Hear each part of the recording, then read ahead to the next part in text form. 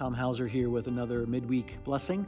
This week's GP praise is that we would have a growing faithfulness in private prayer for each other as Christians.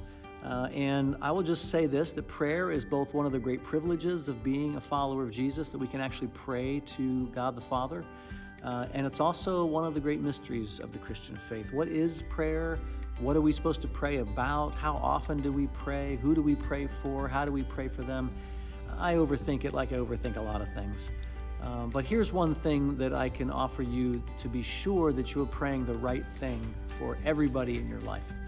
And that is to pray the scriptures over them, to pray the scriptures for them on their behalf. One of the passages from this morning's GP Reads is from 2 Peter chapter 3, verse 14, which says, "And so, dear friends, while you are waiting for these things to happen, make every effort to be found living peaceful lives that are pure and blameless in His sight."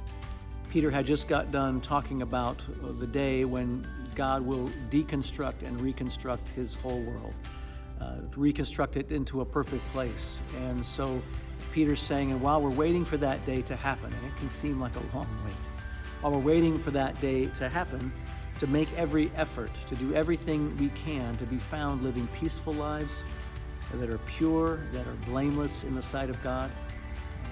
This is a prayer that we can pray for any of our Christian brothers and sisters, that while we all wait for the day of Christ's return, the day when God sets everything right again, that we ought to pursue, make every effort to live pure and blameless lives. This is a prayer you can pray over your spouse, over your kids, over your parents, over your coworkers, over your friends at church. Anybody and everyone can benefit from this particular prayer, that we would not live as the world lives, but we would live as Christ would have us live until He remakes the world. If you prayed that prayer over your friends and family and fellow Christian brothers and sisters, it might change everything about the world that we live in, because we would be changed in the world we live in.